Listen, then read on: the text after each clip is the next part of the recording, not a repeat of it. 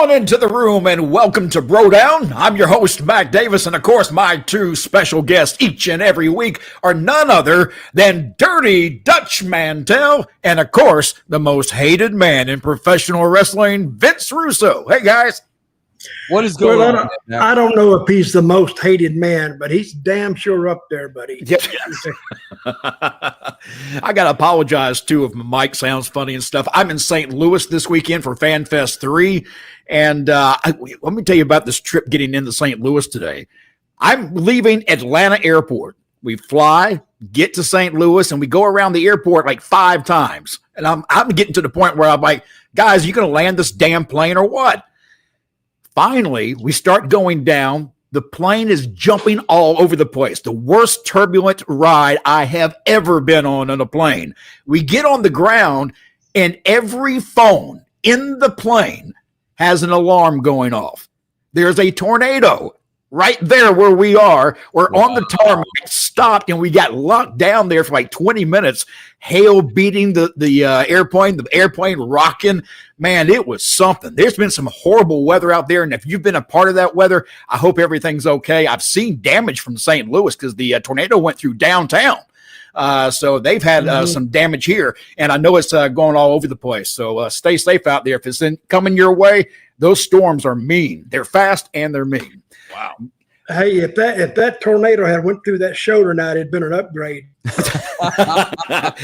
Yeah, okay, you're more entertaining watching the Weather Channel than watching what we got on SmackDown tonight. God, I mean, I'm telling you, I sat there watching a show that Bill Apter was doing tonight and watching SmackDown at the same time. Teddy Long is next to me, and he's watching the show too, and we're both sitting there going, this is horrible. Horrible. It just started off bad, and it ended the same way. Dutch, what do you think? No, first of all, they had no stars. You didn't have a Cena. Nope. You didn't have any a Rock. You didn't have Cody. Well, you had Solo Sikoa. He ate the TV up. Oh yeah, but it just went on and on. And I got news for them. That 3 hours, guys. When are they getting off the 3 hour part? They are in a couple of weeks, I think. Yeah, in a couple of weeks, right, Mac? God, I hope so. I think it's in June, isn't it? I think June was the date, somewhere in June, where they're going to stop, and God knows they need to because they got 3 hours of crap. They could at least maybe take out some of the crap and make it less crappy with a 2 hour show. What do you think, Vince? Mac, I listen, man. You know, I'm Nancy Nego, so I was trying to look for some positives in this show. I'm going to give you some positives. Okay, I can't wait to hear this. I like the way that they followed up on what happened at Backlash with LA Knight and what's his name? RC Cola. What's that dude's name? JC Mateo. JZ. Yep.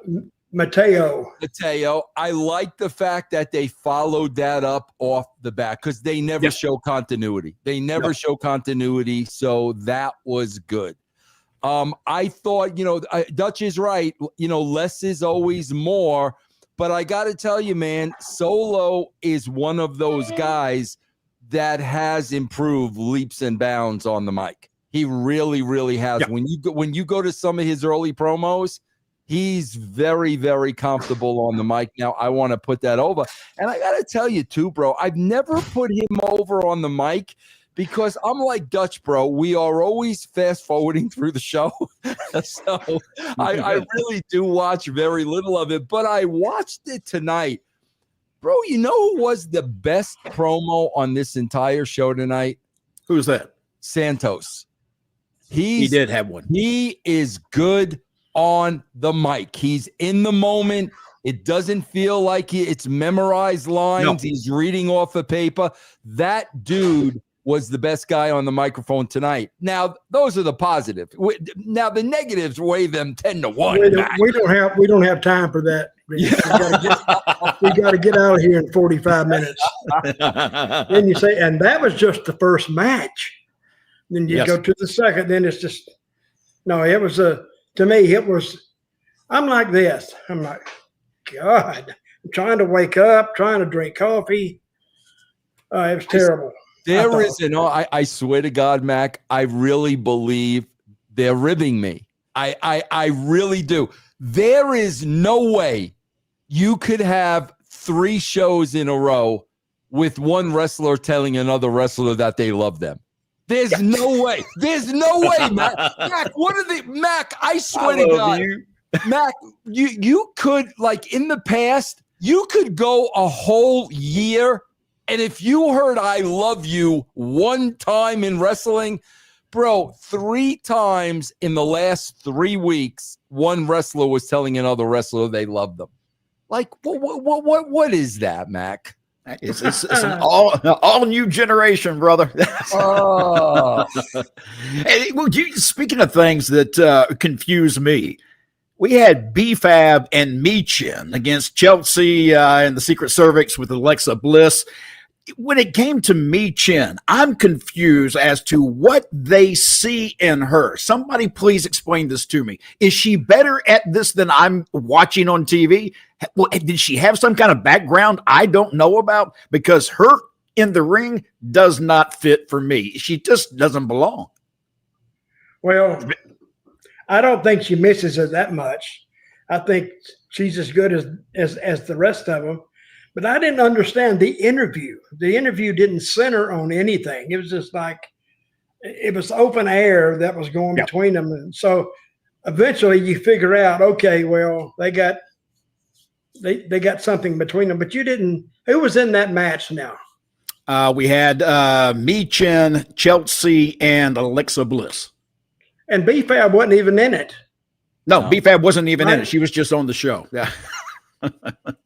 Hey, that Alexa Bliss, she's a teeny tiny little thing. Yeah. But you know, Vince, the one thing that I noticed, and I think you brought this up last week, what a hell of a way to bring her out. She really had no fanfare when she came back, and she's just kind of sitting there right now. And here's another thing, Mac. This drives me crazy because I was just putting over the continuity. So now I'm going to bury the continuity because why in this match? In this match, you know, Chelsea's, whatever they're called, because it's a horrible. Secret Cervix. The Secret Cervix, yeah. Yep. They're barred from ringside. So let me get this straight, Mac. They're barred from ringside, but at the end of the show, Fatu and Solo are allowed to be. That's the stuff I hate, guys. There's got to be continuity, and if you want to involve the heels in the finish, then do it in a creative way. You can't have one match, okay, you guys are banned from ringside, and then 2 matches later, the heels aren't banned from ringside. It doesn't make any sense, bro. No, not at all. As a matter of fact, if you want to be a part of our show tonight and get in on the conversation, and all you got to do is just send us a super chat and like Shots Cup a lot. I hope I got that right. $4.99. What he's done. McIntyre stared Fatu down, and Joe Tessitore said Damian Priest instead of Drew McIntyre. He shut his ass up immediately after that botch. Let me bring up something else since he brought that up. Joe Tessitore is, I guess that's how you say his name. He's a little too over the top for me. Dutch, what about you? Where did he come from? Is he a basketball announcer? Football background, I believe. I think he came from the football background somewhere. And he's been involved with WWE before? I think this is his first run that he's doing right now. Okay. Well, I don't like Stu's announcing anyway. I mean, he just the other guy in the booth is your color guy. Yep. He's almost out talking the host. And you know, I've said this 1,000 times. This will be 1,001. I miss guys like Bobby Heenan. I miss guys like Jerry Lawler. I miss all those guys because they're supposed to do color. You can do just so much straight stuff. Then after a while, you're not saying anything. You're just talking to hear yourself talk because they're not really making a point, and they're not funny. Some of them don't want to look silly and stupid. Lawler, he loved that, and so did Bobby Heenan. That's what got him over. Yes, but I don't know. These I think Mr. Testator. Stu. Yeah, well, he might need to look for another job too, but he's okay as a straight guy. Yeah, they all need to be looking for another job, I think. I just feel like Vince, he's playing the role of an excited announcer instead of being an excited announcer. There's a lot of people playing roles on this show, Mac. True. Mac, I got to tell you, though, this was my biggest pop of the night. And I know Dutch will really appreciate this. And I know you will too, Mac. You are a worker. You've been doing this for a long time.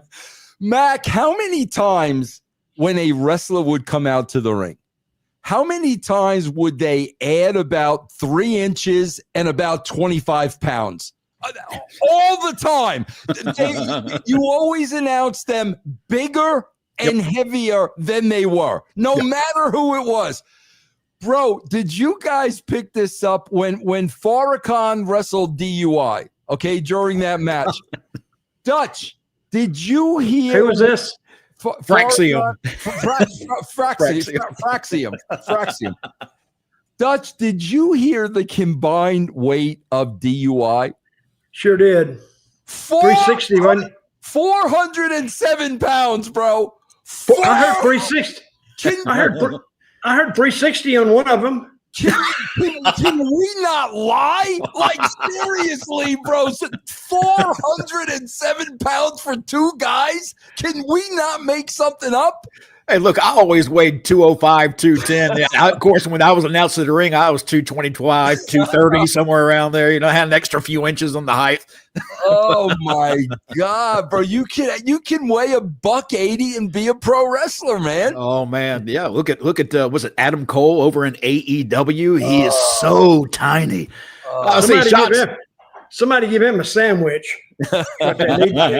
Yeah, they do. Shots in here again. LA Knight is in a qualifying match, but he just looked up at the lights. Vince, what do you think? I heard this week, guys, I got some dirt. I got some info. Oh, yeah, let's go to the dirt. So somebody can threaten to beat. Somebody can threaten to beat the crap out of us. Yeah. Triple H does not like LA Knight. Really? Yeah, because LA Knight is not one of those guys that falls in line and he speaks his mind if he thinks something is bad. Yep. And Triple H is not a fan of LA Knight. And I think that's why we always see a stop and go, stop and go, stop and go. It's like Triple H will let him go so far and then purposely pull the reins back. But yeah, I heard that he's Triple H ain't a big fan of the guy. I wouldn't be surprised, and I wouldn't be surprised he's pulling back the reins on LA Knight. If he doesn't like him, he pulls him back, hoping the fans will get tired of him and move on because we'll just put him back at the bottom of the card, and then, maybe they'll get over it and they won't want him anymore.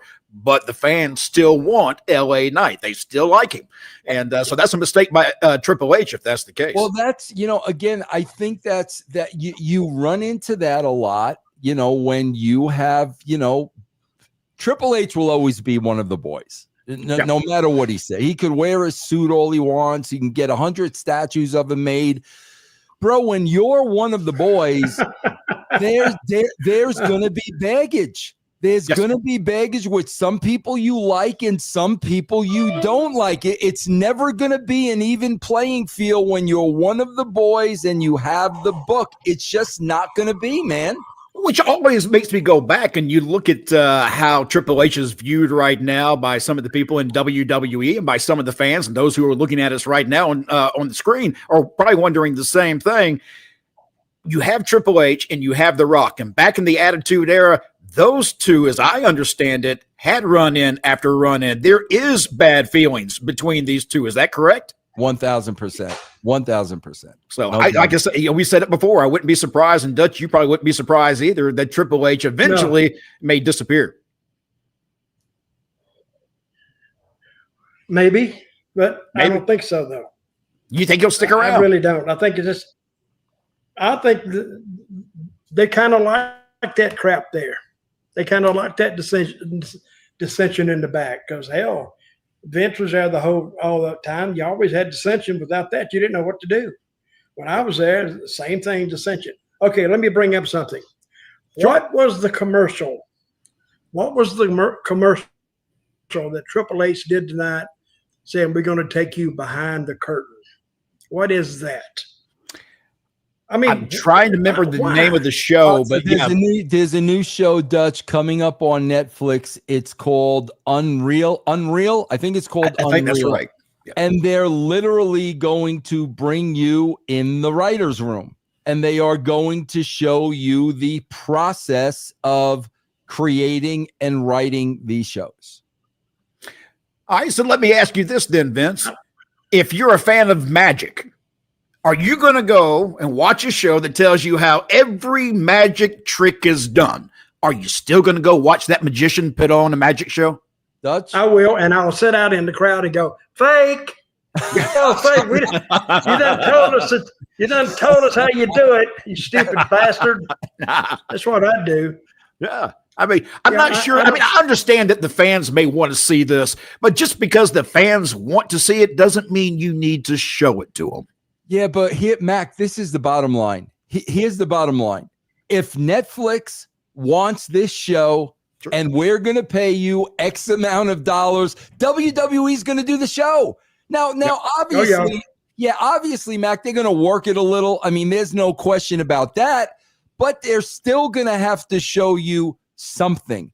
And, you know, WWE, bro, they're just not going to turn money down, Mac. That's a shame. All right, Ronnie, Las Vegas. Alistister already getting beaten up by Jabalo Hayes. What'd you think about that, Dutch, when Carmelo Hayes took care of Alistister? This is his second trip to WWE, right? True. Alistister. Yes. How do you say his name? Alistister. I think he's already a lost cause, to tell you the truth. I just do. I didn't like him in AEW. I mean, nothing. I don't know the guy. But I'm saying, but in his ring deal, I don't get it. I do not get his gimmick at all. I keep waiting for him. Appeals to the kids. I keep waiting for him to start rising up, and all of a sudden the contraption falls apart and he falls right back down to the ground again. I mean, what are they going to do if that happens? Yeah, that would kill his gimmick. I keep waiting for him just to get up. I keep waiting for him to get up and walk out of the ring and just keep going, walk through that back door and just go get in his car and drive off. And that's the last you see of him. Oh, there it is. You got his tag number. Oh, we can track him down now. He can't get away from us. Tell us how you really feel, Dutch. Let's see. Shots in here again. Russo, your hair still grows fast, bro. Man, nice. I've been noticing that because I cut it down to the bone, but it's already growing now. Yeah, you know, even the beard, man. You grow a fast beard too. Yeah. When you were at the height of your beard, before you shaved it off, before your wife got all over your ass about it, you reminded me of somebody I worked with once before. I worked with Wolfman Jack way back. You worked with him? He came through Savannah when I was in radio. Are you dead serious? He was coming through Savannah. I was on the air, and I was imitating Wolfman Jack. I could do it back then, but I was imitating Wolfman Jack and doing an oldie show during lunchtime. He was going through. He heard the show, came to the station, and we did 2 hours live on the radio station. You talk about an experience. I mean, because being in radio, that's one of those names somebody you want to meet, bro. That is. Do you have that on tape anywhere? I do not. There was a picture somewhere. I wish I still had it. I looked like a little geeky kid at that point, but man, I was having a blast. Awesome. Oh my God, that's the first time I realized that drugs were a heavy part of radio. I'm trying to see if there's anything else in here before we move on. Yeah, let's see. Ronnie back in here with another. Let me ask you, when you made trips, you get tired of listening to the music after a while. I would listen to talk shows like late at night, 1 o'clock, 2 o'clock, and they will beat your ass to death. But some of them on there who had personality, man, I would listen to them every night. Yep. Who was the guy? He wasn't out of California. He was out of Nevada somewhere. And he was really over the top. I remember his, I can't say I'm going to remember his name because I know I won't. But it's probably this conspiracy guy. Was it a conspiracy kind of a show? Yeah, that's exactly. Yeah, I can't remember his name, but I know who you're talking about. It's something Vince probably would have liked too. It was a lot about UFOs and stuff like that. So I can't remember his name. Yeah, he was very big at one time though. But he was interesting. Yeah, he was interesting. I wish I could remember his name. Okay, Ronnie Ronnie Las Las Vegas. Vegas. I can't believe I'm saying this, but AEW is putting on better shows lately. They are, as a matter of fact. All hail your new 5-time Booker of the Year, Tony Khan. Yeah, I don't know about that. Do you watch He's AEW at all? No, not for real. Me? No, not. Not me. I don't watch it. If I'm not paid to watch it, I don't watch any wrestling at all. So Vince, you're the same way, right? Yeah, I swear, Mac, I'll be honest. I watched the first year and a half. And then after that, I was like, I cannot waste another second of my time watching this. I did enjoy it when it first started. When it first got underway, I kept thinking, oh, we got something here. We got something that's actually going to be able to compete and be different and good. And they just got off track. And they went off track for me. The minute they lost Cody Rhodes in that company was finished. That company never survived that again. And I don't know that they're going to come back strong enough to ever do much of anything. Yeah. Boy, Shots, you're spending some money tonight. We appreciate that. Triple H likes to hold superstars back that have potential to be better than he was, like McIntyre or LA Knight. Triple H was not that charismatic. I don't know. I kind of enjoyed, I enjoyed Triple H, actually. Well, Vince, did you find him charismatic? I did too. I did too, yeah. Yeah, but he was charismatic, but he was also around a lot of charismatic people. I mean, he's in there with Brian James, Shawn Michaels. He was around a lot of charismatic people too. And that's the thing that I think is hurting the current roster now. You don't have those kind of talents you can learn from in the back. And especially if they're not showing up to come to SmackDown or Raw, they're really not getting any experience from the vets. And it just seems like that's what's truly missing. Dutch, I know back in your day, most of the learning came from those car rides. And they don't really have car rides like that anymore. No. To get in with an old timer and you stop and get beer, you had a few formalities you had to go through, and I would go in there and buy the beer, and the guy would sit in the car because I was the gopher, I was the new guy, and I'd bring it and he'd set it down, and he was okay. He started warming up about halfway through the first beer, and about the second beer he was ready to go. Yep. So and then I started. I said, I would always say, did you see my match tonight? And he'd always go, is that what you call it? And then it was hell from then on out. But then they would lighten up and, they would tell me all kind of stuff and slow down and don't do this and don't do that. Yep. Yeah. So once they got 2 beers in them and they loosened up, they were very helpful. But, but then the rest of the time they were just ribbing the hell out of you. I swear to God, if they Mac, liked you, you had it made. It's funny because I can remember a handful of car rides, and Dutch was before I ever had a relationship with Dutch, and he probably don't remember this, but I remember sharing a car with Dutch and holy shit, I shared one car ride. Wasn't that bad? Was it? Holy shit. The knowledge from Dutch, and it was before him and I really knew each other. The other guy, one time, Mac, and I'll never forget, I got freaking 30 years of knowledge was freaking Arn. I was in one car ride with Arn, and oh my God, bro. I'll never forget it as long as I live. I don't think that environment lives anymore. Do you? No, I don't. Yeah, I don't. I just don't see. They all have their own tour buses now. And they can fly around. Oh yeah. And so you don't learn from the guys like you used to, and that's a real shame. And you also don't get as much ring time as you used to, which used to help the product too. And that may be what's hurting WWE right now. We only get 2 shows a week. Some of these guys may be working 2 shows, 2, 3 shows at the most. So their road work has come down quite a bit. Hamp Connell, hey brother. Hey Vince, remember when Austin stunned Mr. McMahon of the next show? Austin wasn't even on the show and the angle wasn't even mentioned. Sarcasm. Yeah, nah. Yeah, that doesn't happen. Let's see. Ronnie, do you guys think Chelsea Green has heat in the back? She should be one of the premier acts on the show, and you won't get any disagreements from us. Well, tonight she wasn't at her best. There was something off kilter tonight with that whole match, really. And Yep. I don't know what they're afraid of or what held them back, but I think they need to give her, I think she is actually trying to be too cute on the mic. And if she gets away from that, but this is like anything else. You'll try something. If it works, you'll stay with it. If it doesn't, then you try to find somewhere else to go. Now, when they look and look and look for somewhere else to go week after week, you're aimless. You're just out in the field. You're just wandering around. You don't know which way to go. And then after a while, if the rider doesn't know which way to go, he'll get away from it because he don't know where to go. And instead of exposing himself, he'll tell the talent, "Oh, hang on. We'll get back to you." So, all right, guys, you want to see this one? Yeah, go ahead. Yeah, no, I'm going to see this one now. All right, I want to show you something here. This is big numbers here. We appreciate this. Black Note 718, $20. Whoa. Yeah, brother. Tonight, I only saw Tiffany ring gear and the Knicks winning. I can't remember anything else. Yeah. yeah, Tiffany's gear was something else.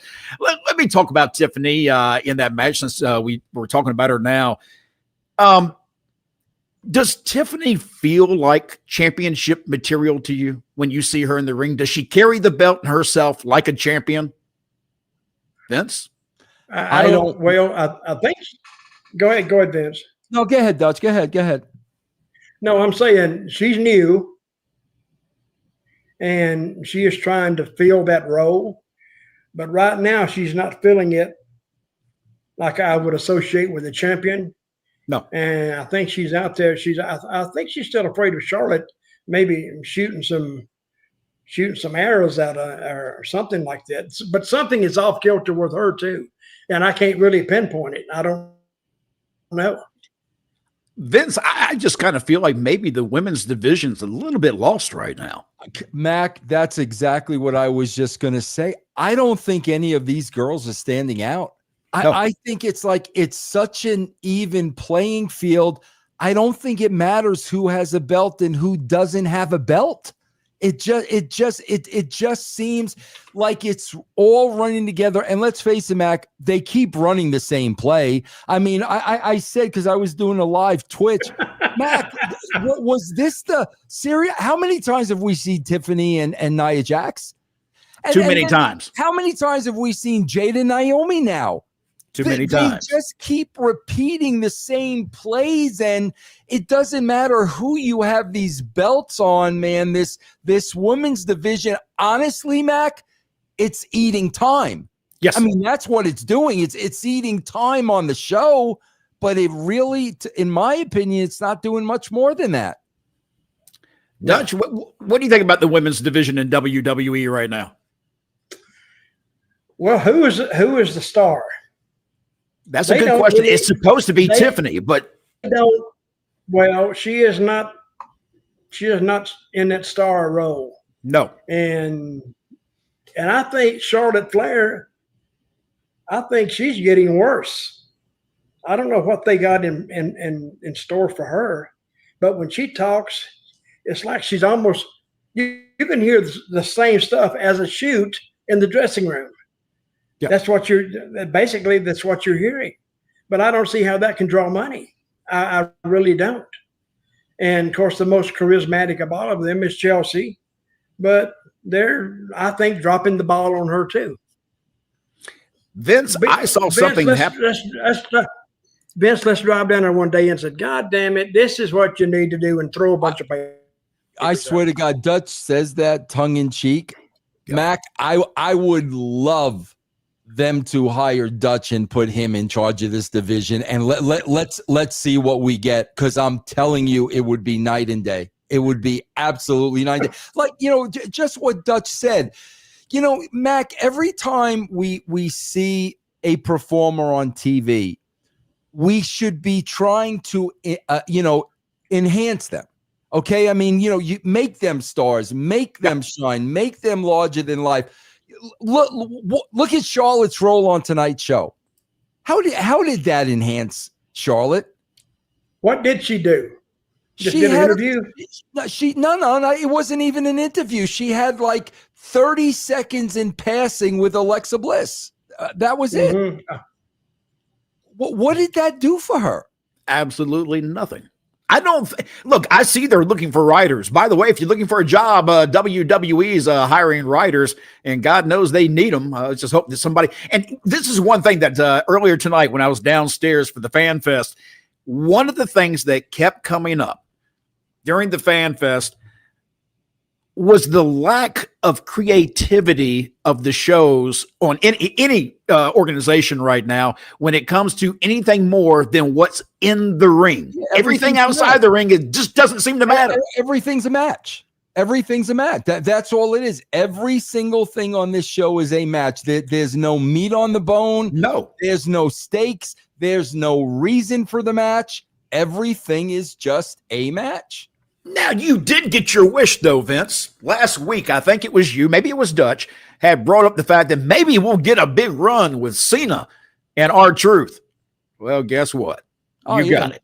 Yeah, no, I said it was going to be. As soon as I said that, I said that's Saturday Night Main Event. I said they're putting that match on Saturday Night Main Event. What did you think, you guys, what did you think when it came down to the R-Truth and Wade Barrett interview? Vince? I just this is it. Like, yeah, I just hate Mac. I just hate. Why am I going to watch something that's so predictable? Yep. Why am I going to watch it? John Cena is going to destroy R-Truth. They're going to use that to try to get some heat on Cena. Why am I going to watch it if I already know that's what they're going to do? It's like, why am I going to watch the outcome of a game if I know the score? Why am I going to watch it? I know the score. I know the ending. Why am I watching it, man? My wife asks me all the time, why do you have to watch football live? Why can't you come back home and just watch it when it's recorded? Because it's over with. I want to see it live. I don't want to watch it recorded. And you already know who won. Why would you watch it? Yeah, it makes zero sense. Yeah. Let's see. Ronnie, Las Vegas. I'd hand her a bunch of papers with divorce on top of it. And then say, no, I'm kidding. Ronnie, Las Vegas. People were comparing Cena's heel turn to Hogan's, but it's been so underwhelming. In hindsight, even Steve Austin's heel turn in 2001 was better, and that one really hurt his career. Vince, we said this last week. I think we even made fun of this, but the fact that there's so many people claiming that there's so much comparison between the heel turn of John Cena and the heel turn of Hulk Hogan. There is nothing even slightly comparable between the two, because when it came to the NWO, when they revealed Hogan as a heel, it was pedal to the metal and they were moving. When Cena won and went over to as a heel, man, he just laid flat. Nothing happened. It died that same night. And I just don't feel like anybody can compare the two at all. Vince, what do you think? Yeah. Listen, Mac, we just have to be honest. There's a lot of people at that company that have been in spots for a very, very, very long time. Mac, we just got to be honest. There are a lot of people there that don't know what they're doing. No, I mean, it is the loss of Vince McMahon and a leader, a true leader, is so evident by watching these shows, because you're watching these shows and you got the Triple H's, you got the Shawns, you got the Road Dogs, you got the Heymans, you got the Michael Hayeses, you got the Pritchards. Bro, I just laid out 300 years of experience. Yep. You have these people. You guys are doing a piss poor job, man. I'm just really sorry. And every week when I watch this show, I really question whether you know what you're doing or not. All right, that brings up my next point. Dutch, let me ask you, if the writers do not have a wrestling background and understand what is taking place, should they be writing the show? Well, who else is going to write it at this point? It needs to be somebody who has the experience, and that's what we're missing. Back in the days when you were running, people in the back knew what the hell they were doing. Some of them, but most of them, more than they do now. Oh, yes. These guys, you can, when they run out and they do a big pull apart, which is embarrassing as hell because they're not even touching the guys. They're just reaching for them like, oh, stop. I mean, if you're going to stop somebody, you got to grab them. I don't know why they said, oh, don't grab them hard. I don't know what the hell with that goes on with that. But these guys don't have a fundamental background in wrestling. Because when you start in wrestling, when I did, now, of course, it's goddamn ice age then. But everything you did had to kind of make sense. Yes. Even though we didn't have a camera on everything, we would go to a smaller show with no cameras, but we're going to come back there in 2 weeks or the next week.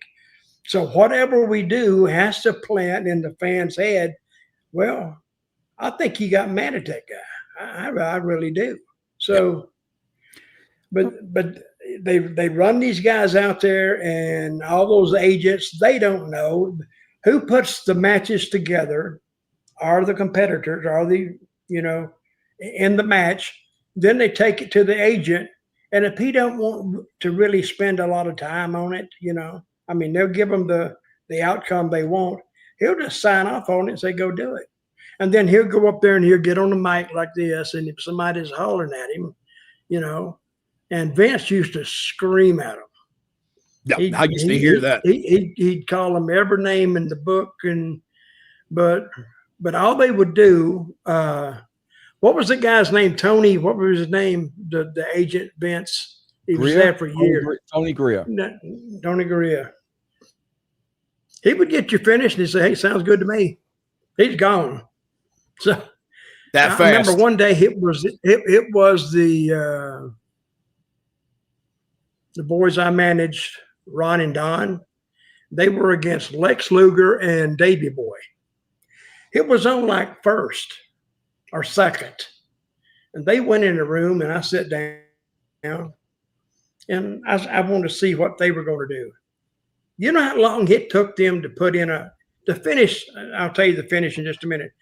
It went 2.5 hours and they didn't have a finish. I said, guys, look, you've been in here 2.5 hours. Let's do this. Get some heat on somebody. If a guy tag him, he makes a hot comeback 4-way, he knocks one out, do the finish. They went, that's good. That's good. I said, well, I could have given you that 2 hours ago. I thought you were looking for something a little different. I said, hell, your finish actually sucks. Mine does too, but I'm not spending another 2 hours here. No. And that was it. And we got out of there. I mean, they just went on and on and on with it. I went, my God. To Dutch's point, Mac, and Dutch will tell you this, the number one rule of thumb, if to be qualified as an agent, here's the number one rule of thumb. Did you draw money? Were you a top guy? Were you in there with top people? Did you make top money? Did you work main events? Bro, if you did not fit that criteria, you were not an agent. Look at who the agents are in the WWE.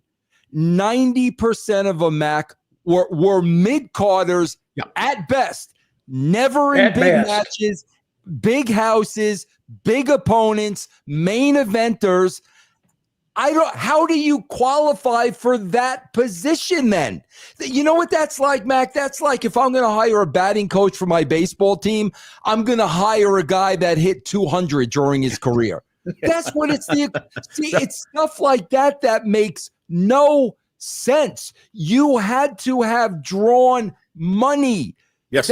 That's how you became an agent. Today, you got guys in it that were literally mid-card wrestlers. And maybe that explains why we're getting what we're getting now. Let's see. By the way, if you want to be a part of the show, all you have to do is leave us a super chat and we'll bring it up on the screen. And Dez is in here. Dutch said Triple H is dealing with a lot, but so are we as fans watching this. Why does he use vignettes for Nakamura, but not to introduce new wrestlers? Great point, Dad. I don't know why they don't use it. I don't know why they don't use that out of the studio stuff anyway.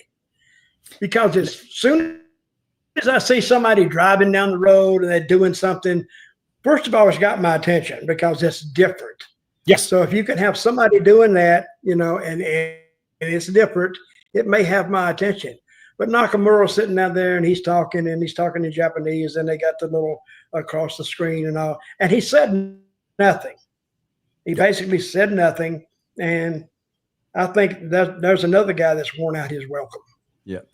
Mac, you can wear your welcome out real fast in WWE, but you have to do much and not doing much with you. Mac, it's even something this simple, because what Dutch is talking about is when you got a 3-hour show, Mac, what you want to do is you want to keep giving them new looks. Give them a new look. Give them a different look. Give them a different look. Mac, I swear to you, when we used to go to every building in America is different.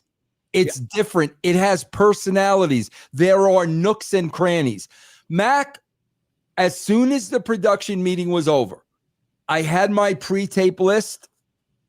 I got somebody from the building.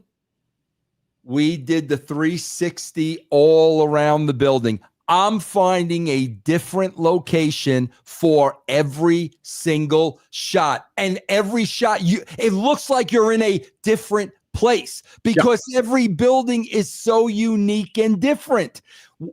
Not only do they not leave the building, they do the pre-tapes in the same exact spot. You've got that entire building at your access. You can shoot a pre-tape wherever you want, the same exact spot every single week. And it doesn't even have to be in the building. Take it outside the freaking building. It is so easy to grab a cell phone, a camera, say, hey, come on with me. We're going to hop in the car. We're going to go over here to the park and shoot something. Anything that's different than the concrete walls of the arenas. Go ahead. That's what happened to WWE telling a story within the story. Remember, they used to have the vignettes that ran all through the show, and it would always circle back to where they were, and that's what you waited for, the whole show to come back around, and they drew tremendous ratings, and it was entertaining as hell. What happened to that? In fact, Vince, you used to talk about the fact that bringing limousines in and having them pull up and making people wait to see who's going to come out of the limousine, and maybe they're going to show up at the end of the night, and people keep watching going, who is it? Who is it? Who is it? They don't even try to do stuff like that now. No. And here's another thing, Mac, and again, bro, these are supposed to be stars. Yes. They're on television. They're supposed to be stars. So this is the first time, if you did not watch Backlash, this is the first time you're seeing JC Mateo. Jay-Z? I kept thinking they were saying Jay-Z all night long. That's exactly it, Mac. So we got JC Mateo. Okay, so he's got a regular guy's name, and Mac, he's dressed in black. Yeah. This is the presentation of a star. Bro, do you remember Superstar Billy Graham? This is the first impression this guy is getting on television. He's dressed in black and got every man's name. Yep. What? Yep. That is true. If you make him like everybody else, then he's like everybody else. Right. He's nothing special. I mean, what happened? Who was all on that creative team? What happened to the first two guys who started? Tama Tonka and what was the other guy's name? Yeah, Tama and Tonga, I think, or something like that. Where are they? Where are they, Mac? I was thinking the same thing. Where are they? And they dressed the same exact way, Dutch. They dressed in black from head to toe. Where are they? Does anybody miss them? No. Nope. No. Hey, look They're here. unemployed right now, I think. You're saying the radio host name was Art Bell, and you're absolutely right. That's exactly who I was thinking of. Art Bell. Nice. Hector. Go ahead, brother. Let's see. Hire Russo. Wait a minute. Let me give Hector a couple yeets for that. Hold on. Yeet. Very nice. God, that's a weak yeet.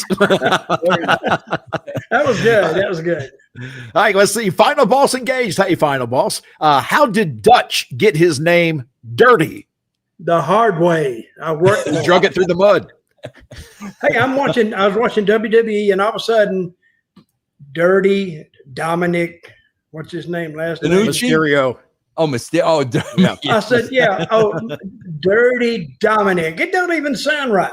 Dirty Dutch has a flow to it. Dirty Dominik. There's too many syllables. I'm glad your name wasn't Dick. I should say Dirty Dick. Yeah, they did have a Dirty Dick. They Murdoch. did. Dirty That's Dick right. They had Dirty Dick Murdoch. Oh yeah.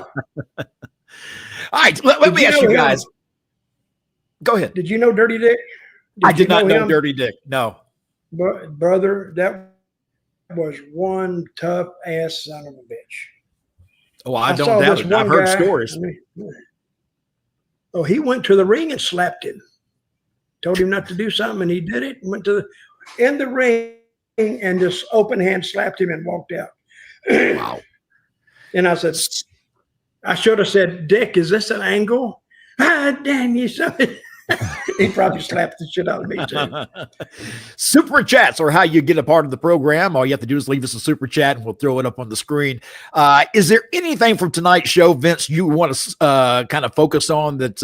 Let me ask you, what was the worst part of the show for you tonight? Well, the 407 pounds, because Dutch was just talking about one guy that weighed 407 pounds. Okay. That's what Dick Murdoch. I think Dutch can chime in on this too, Mac. Bro, the false finishes in that last match was ridiculous. Yep. You know, bro, when you're coming off the top rope with somebody that weighs close to 300 pounds and that ain't the finish, how are you going to believe any of this stuff is real? The false finishes are just getting absolutely ridiculous, and man. They're even worse when you see a cartwheel become part of the match. I'm sorry, and I harp about this all the time, but women's wrestling does not need to be cartwheels and backflips. Get in there and kick ass. I have never got in a fight where I ran up on somebody in a cartwheel and then punched them in the face. Never happened, and I think it's a huge mistake in women's wrestling. Dutch, you were big with women's wrestling. Do you find that the stuff they do in the ring when it comes to backflips and cartwheels, is it too much? Unnecessary. It's unnecessary. Yes. Men too, they'll get in the ring and do a front row to do something else. Why would you do that? Would you be, and I know it's not real, I know that. Yeah. But why would you do a front row in a street fight? Then when you get up, the guy that gives him just time just to drill the shit out of you. Oh, it looks good. It looks exciting. But after a while, it doesn't make sense. And you go, I don't get it. I hate any of these kids that are watching this wrestling now try to do it in a real fight because they're going to get knocked out. Oh, yeah. They'll get killed quickly. You know, I got to tell you guys this, and I swear to God, I hate to give him credit, but I did a show with Disco yesterday. And he hit the nail on the head. And Dutch will know that. Dutch worked with all these guys. You guys know all we keep hearing over and over again is athleticism, athleticism, athleticism. It's not athleticism. It's acrobatics. Yes. Because what Glenn said was, bro, the stuff these guys are doing today, you don't think Kurt Hennig couldn't have done that? And Bret Hart and Shawn Michaels and Chris Benoit, and we can go on and on. They didn't do it, Mac. You know why? Because it was stupid. Number one, it was stupid. Yeah. And number two, it wasn't safe. Those guys were every bit as athletic as these guys. They didn't do stupid shit because you didn't believe. You would have never believed it. You would have never believed it. And we try so hard, even as the performers in the ring, you try so hard to make people believe what you're seeing. Dutch, I know you've mentioned this before, but in independent wrestling, you're close to the fans. So when you come close to the fans, you've got to lay certain things in because you've got to make them believe what they see because they can hear it and they can see it. I don't feel like we get that anymore in today's professional wrestling. We're being asked to believe something, but then being told that, well, you got to be really stupid to believe it because, we're going to do cartwheels on the way to do, a smash. It doesn't work that way. It takes me out of the product. All right, let's see. We got a few more minutes here. Let's see. Traffic jam. Do you see Cody Rhodes going heel this year? Vince, what do you think? Go ahead. Go ahead, Dutch. Dutch, does that mean you see him going heel? Well, I read. I wish sometimes you'd see a door. I've already said this, and just keep going through that door. But we haven't even seen Cody. See, I think. No, that's what I'm saying. Is he hurt by not getting his way? I mean, and they say absence makes the heart grow fonder. Hell, I don't even remember him grow fonder for somebody. I can't even remember. Vince, what about you? Do you think Cody? And when I think they're going to burn these heels out, these weren't top heels tonight. We saw. They were second string heels. I hate to say that, but you don't see the guys. You didn't see Cena. You didn't see The Rock. Nope. And after you pushed them and pushed them and pushed them, and all of a sudden, bam, nothing. Now this is where they need some of their vignettes. And tell them to sit down in a limousine or sit down here, sit down there, and say this, and have a creative cameraman that comes in on their faces. But he makes a point, and then he makes the point at the end of the interview, and that's what you remember. Now you can come back, and now that's into people's heads. You got to tell the story, but they're not even telling the story. I think this is what wrestling promotions do. They get it warmed up. They get it pretty hot. And then all of a sudden they go, it just comes to a grinding halt. Yes. And when it comes to a grinding halt, it takes a lot more to reset it than to get it going and stay with it. So I would like to say they will learn, but it took 2 years to get to this point to where, their business came up. And this happened about 6 months ago too. They just went down and said, well, can they get it back? And they did get it back, but it was a lot of work, and I don't know who raised hell. And this is in the same position right now. I don't mean to start laughing, but I'm looking over your shoulder right now, Dutch, and I've just noticed this. We've been talking all night long. Is that statue behind you shooting me a bird? Yes, he is. Yes. I saw that. I was like, I think that thing's shooting me a bird. It's giving me the finger. He sure is. I love that. Let's see. We got a few more minutes here. Des Morris, will we ever have larger than life wrestlers again? Vince, what do you think? Oh yeah. I don't know. If nothing else, yeah. If nothing else, it'll happen by accident. Yeah. Well, let's hope it happens soon. If that's the case. Will we have larger than wrestlers by plan? Probably not. But sometimes you get a guy and he just gets hot on his own that you don't even see coming, and then you get behind him, and then you don't have to write anything for it. It writes itself. You've seen that, Vince. Absolutely. Do this and this and this and this, and pretty soon, you got to sell out, and the guy's been in the business 3 weeks. Yeah. He don't even know what to do. So you gotta tell him everything to do. But yeah, we'll see larger than life characters again. Super Omega. Triple H is making wrestling totally boring to watch. Yeah, it's about as much fun to watch as VD. Hey, super. Say that again. Super Omega. I'm gonna call him up and tell him you said that. Send your number in here so I can give it to him. Let's see. Last one in here before we roll it out tonight. WWE is in denial and thinking Cody's not a heel. He comes across as disingenuous.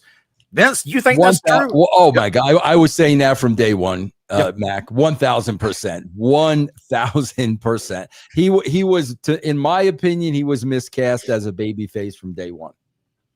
Before we get out of here, guys, I just want to take a moment. I don't know if either one of you had worked with Sabu. Vince, did you work with Sabu, or Dutch, did you work with him? And any memories of Sabu? Well, I was going to bring his name up. My condolences to the family and to the friends of Sabu. To me, good guy. I never really talked to him that much. But from what I've heard about him, he was a good guy. They say he died of a heart attack, but he had taken a drug. It's called starts with a K. Yeah, kratom or something like that. Yeah, kratom, and they say no, it can't kill you. Yeah, it really can, because it was invented to help people who are addicted to drugs and in withdrawal. That was what it was created for. Yeah, and you can go into what they call smoke shops, and you can buy it over the counter. I mean, you just, it's expensive as hell, and you can get it and you can go with it. But I think from what I read, the day that he, and I hope I read this right, the day that he died, it was at spring break, right? A show at spring break, or no? Well, I was speaking with Robert Gibson earlier this evening, and he was at the GCW show where Sabu had taken that medication you're talking about and went through a board in the ring with barbed wire and went straight through it like a bullet and hit the ground with his head on the concrete. And he was legitimately knocked out cold. Yeah, and so Robert said it was weird because the next day he saw him, breakfast time, hugged each other, said, love you, see you again soon. No idea that anything was happening. So, obviously it's just the rough life that Sabu had probably caught up with him over time. You think so, Vince? Yeah, I think. Yeah, I mean, come on, that guy. When you think of just